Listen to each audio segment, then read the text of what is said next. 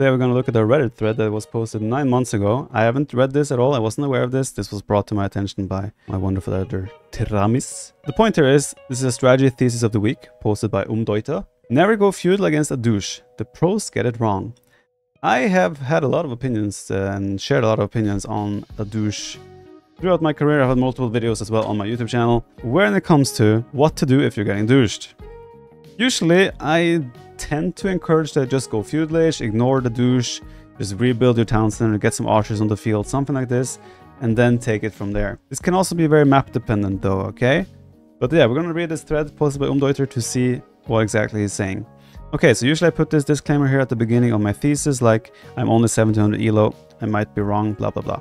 Elo is irrelevant to opinion. You could be right even though you're 400 elo, and you could be wrong even though you are 2500 elo. But this time I won't, because I'm very convinced, not 100% sure, but very positive that this is simply correct, and even the pros have just not understood it yet. Bold claim indeed, very bold claim. I know, feel free to prove me wrong in the comments. I'm going to give you my reasoning. The reason why it also caught my attention is because it's very much hinting towards the game that I was a part of here.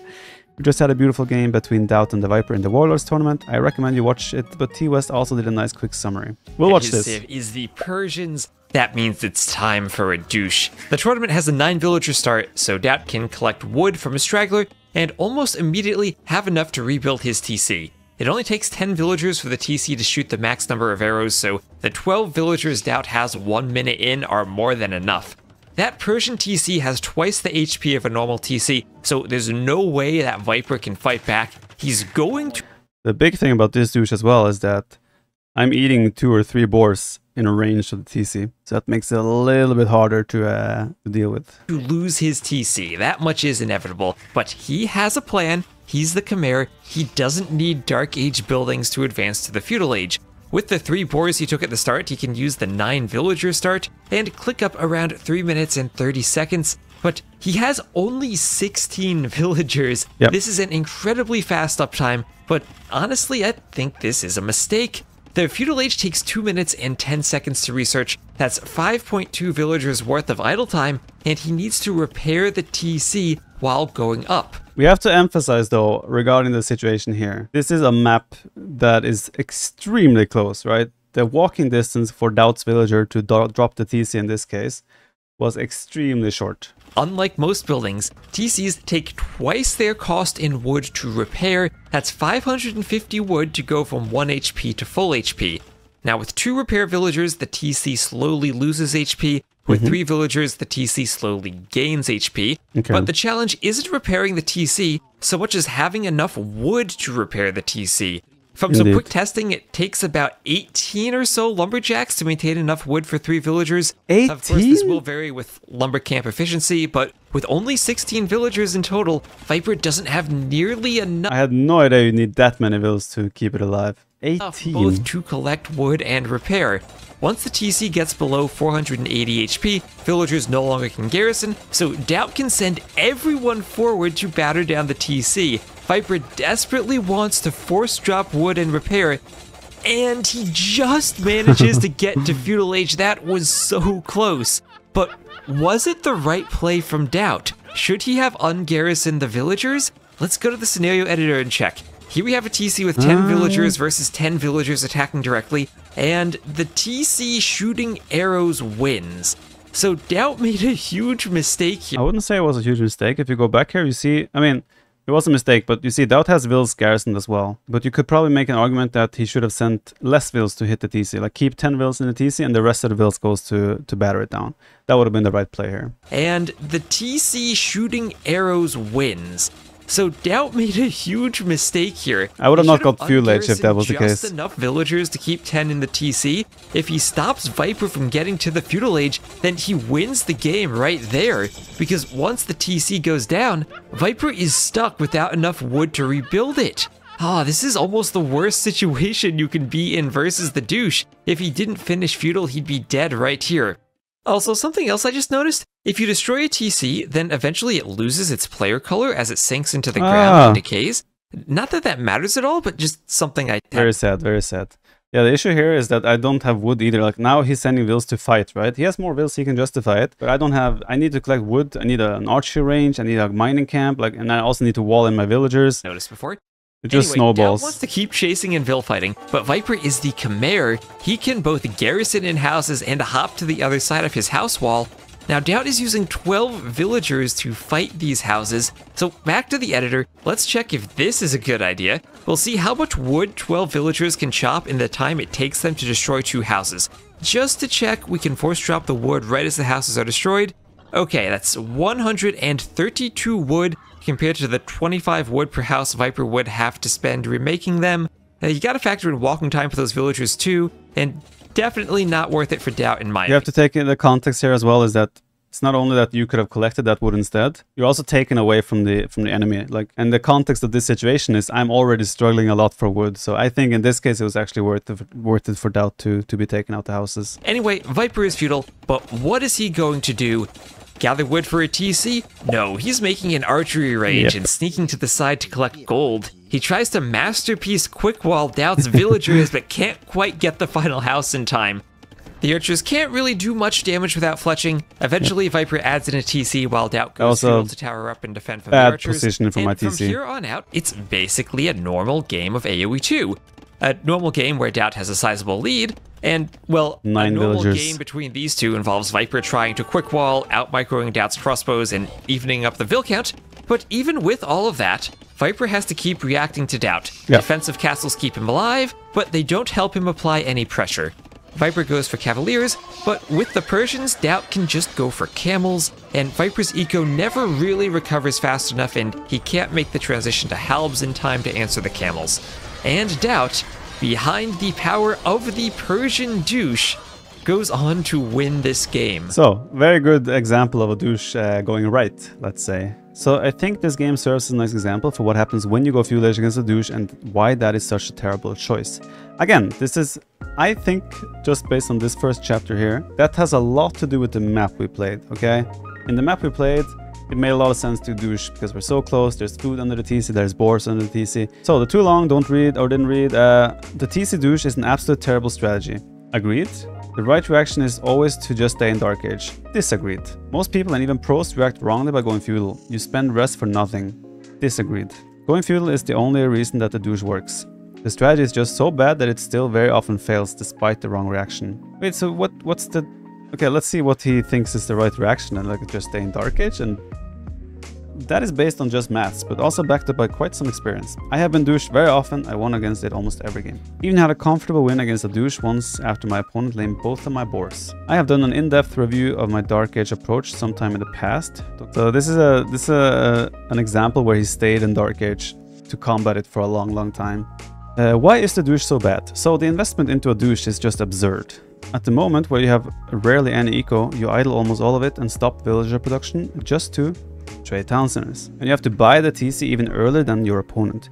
It's not necessarily trade towns, I guess you can argue it is, but yeah, okay. If it doesn't make sense at all. Imagine you pull all your villagers to repair a mangonel and then you trade it 1-for-1 on the next location. It's a little bit different as well. Civilization wise, you have civs with bonuses on town centers that can make it a little bit more justified, like Persians, doubled HP, Byzantines, extra HP, and so forth. It's not as straightforward as a 1-to-1 trade. When a player douches with a TC, he is at this point several vills and tons of idle time behind. Even when you kill the TC of the opponent, he only has to make a new one, some investment that you already had to do yourself. Why is he several vills down at the point he douches? The only thing that where he falls behind is the second he deletes his TC and the time it takes to build a new TC. So on paper, he's not going to be more than 2 villagers down, maybe. Okay. When Doubt killed Viper's TC, he had 32 more minutes of villager idle time, so he spent basically 1,000 resources on that, which is almost half the total gathered resources at this point. Because it's border dispute, that number up there is actually pretty small. On Arabia, it's going to be even higher because of the huge walking times. Make sense? The only immediate win is that you potentially kill his farming eco. but that is very often 0 at this point of the game, and that you deny his bears and can take them for yourself. The other potential wins there is like you're forcing a reaction from your opponent, right? Because he has to decide, okay, what do I do next? Do I build a new TC? Do I try to keep my TC alive? Do I try to wall in? Like, you have to make a lot of decisions around the whole TC douche around, right? It's easy to make the wrong decision in that regard. Again, his emphasis is regarding why you should never go feudal age. Honestly, he can even just go and put his TC on your bears. I did it once and it was instant GG. Anyway, quite some crazy investment just to conquer some berry bushes, right? That is true. Why it still can work specifically against a feudal play. So, the douche puts you miles behind by default. You have to do a lot of damage now to get back into the game. The usual thing that T90 explains there.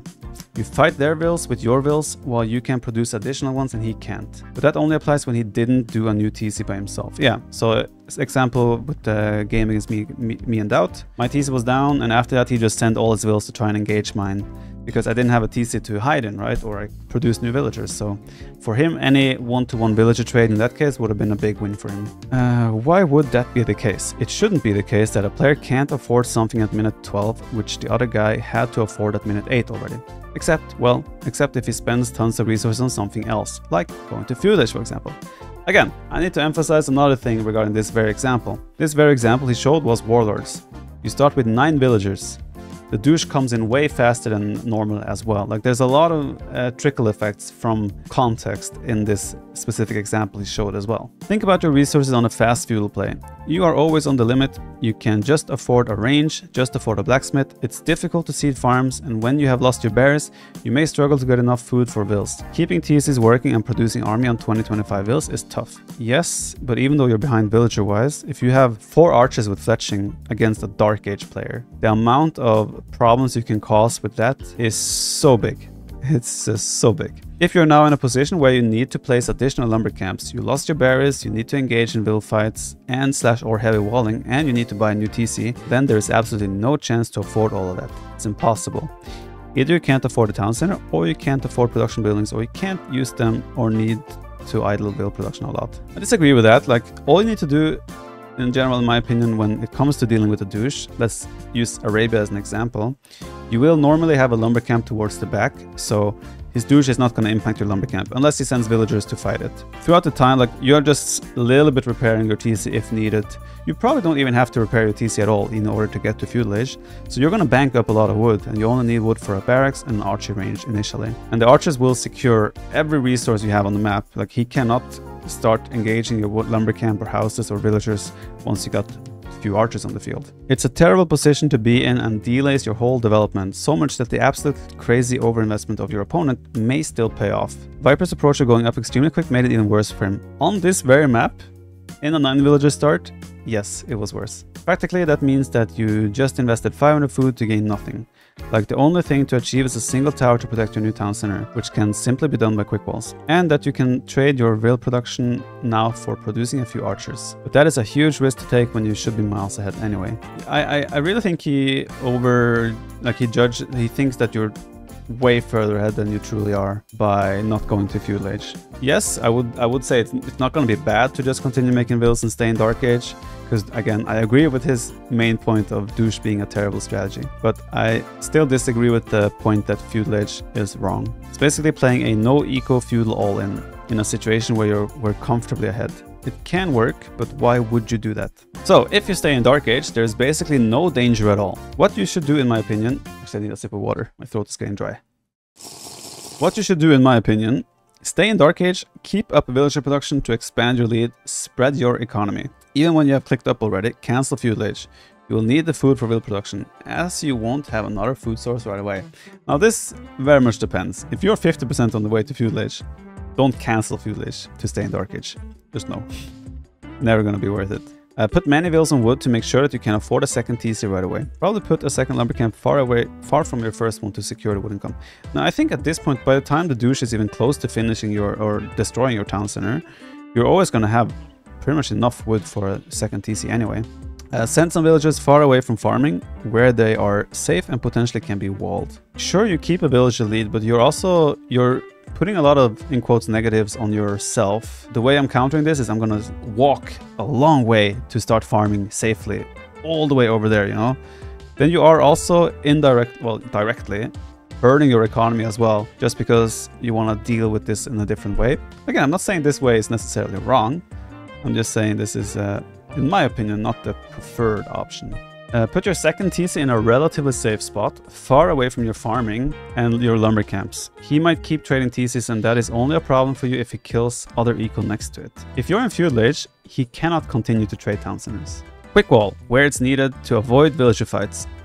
Be good, is what he's saying. Be an Alcatraz player. If not possible, run with your vills when you're outnumbered, you idle less than him, or fight with your vills when you outnumber them. You have more vills and better vill production behind it. Now, there is basically no potential for damage anymore. The douche can continue, but it will still just trade TC for TC with more idle time for the doucher. There is almost nothing he can do. He can try to wall in your lumberjacks and douche them, but that is quite easily avoidable. Plus, most of the time, still too much of an investment. He also loses vills on the additional TC rebuild. I would like to also bring up another strategy here that is used sometimes with a douche, which is essentially a douche into drush or a drush into douche. So essentially they will do a barrack, make 3 militia, and then follow that up with a douche. That can make it a lot more difficult to, in this case, just stay in Dark Age, because the opponent might also, with whatever food income he has, he might just keep adding militia. So he suddenly have 4, 5, 6, 7 militia on the field while you're just staying in Dark Age, right?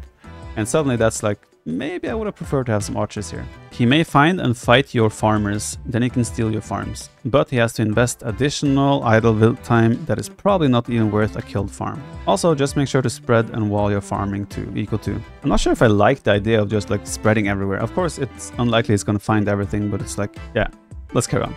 What I usually do, because you have spare food anyway, add militias. With 5, 6, 7 militias, you can take build fights extremely well and make additional TC drops deadly for him and deny him unpleasant build fights and such. I don't disagree with this, but what happens if you make 3, 4, 5 militia and he's not continuing the full douche and Dark Age play? Suddenly he goes to feudal age and you overinvested in Dark Age. That's a possibility as well. You can also raid his home eco, well, which is usually completely open. Usually I've found the doucher to wall his resource at home. So I don't think militias necessarily will accomplish anything there. He's farming eco at least. Usually they don't farm at home. They will farm around their newly built douching town centers. Like the only thing they will have at home is usually a mill on the wares and a lumber camp on the wood. Given that your opponent is like 1000 resources and several vills behind, makes that a very little risk, and because you will go up from farming, you'll take a bit anyway. And the follow-up doesn't really matter. I had games where my opponent even reached castle age comfortably before me, but even then, they can't really do anything with it because their eco is so far behind. Just make any army, don't die to some sort of monk siege all-in, go on stone with just some vills, just in case. It's simply playing a game with a completely open map where you are 30% eco ahead or something like that. As long as you produce stuff, that is a one game. Most importantly, try to keep an eye on the map with some outposts or some units to get an idea where the opponent goes and what he does. As everything is open, there shouldn't be much potential for surprise. PS, if you expect a douche, send more vills on bears early and preserve some sheep to take it under your rebuilt town center. Who in the right mind starts the game and expects a douche? Maybe only if you see Persians on the other side you can kind of think of it, but yeah.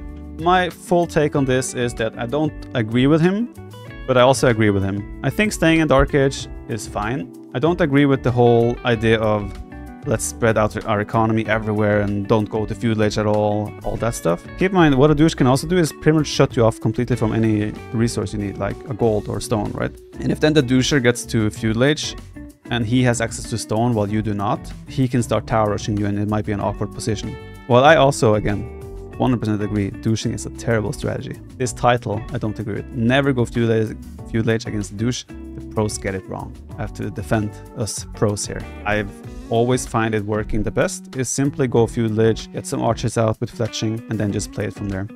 You're gonna have such a time window in the feudal age where you can just make it really hard for him to defend or deal with it while he's still trying to recover that feudal age time, and he will just be vulnerable to everything.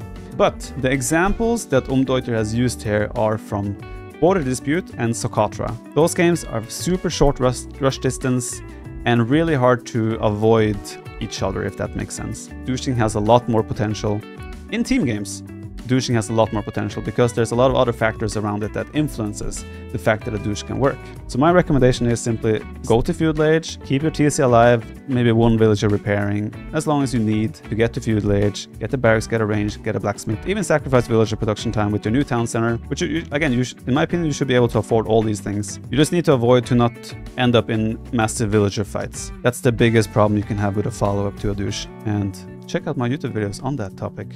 Those games where I have defended a douche, you will find great examples exactly how to do it. That's all. It was a great post though, really interesting topic to consider because douching still happens even in pro games. Good video by T West as well. You will find the links to everything in the description of the video. Hope you enjoyed and let me know your opinion. What do you think about never going to feudal age against a douche? Final words to this and their absolute correct answer, it depends.